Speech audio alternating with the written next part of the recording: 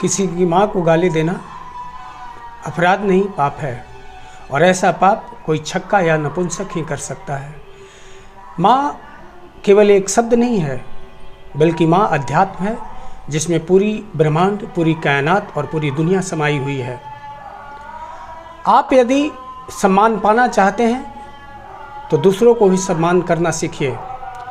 यदि आप किसी की माँ का सम्मान नहीं करते हैं तो कोई दूसरा क्यों आपकी माँ को सम्मान करेगा।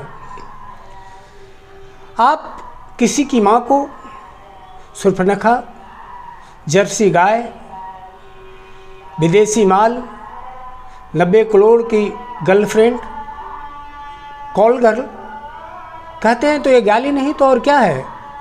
जो पीड़ा आज को आप हो रही है ना, वही पीड़ा उसके संतानों को भी हुई होगी। किसी की माँ बदसूरत नहीं होती है।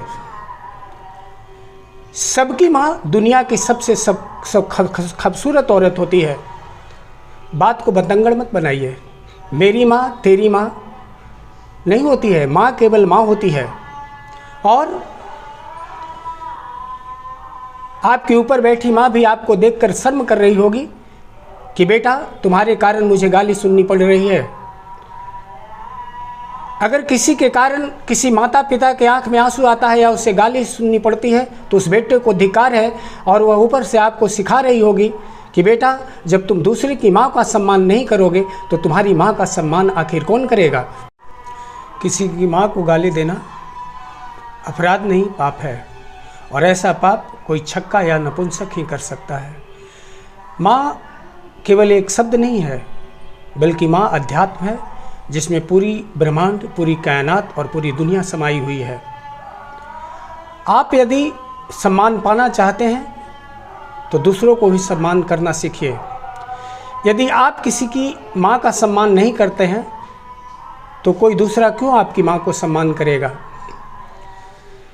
आप किसी की माँ को सुर्पनखा, जर्सी गाय, विदेशी माल, 90 करोड़ की गर्लफ्रेंड, कॉल गर्ल कहते हैं तो ये गाली नहीं तो और क्या है। जो पीड़ा आज को आप हो रही है ना, वही पीड़ा उसके संतानों को भी हुई होगी। किसी की माँ बदसूरत नहीं होती है। सबकी माँ दुनिया की सबसे खूबसूरत औरत होती है। बात को बतंगड़ मत बनाइए। मेरी माँ तेरी माँ नहीं होती है, माँ केवल माँ होती है। और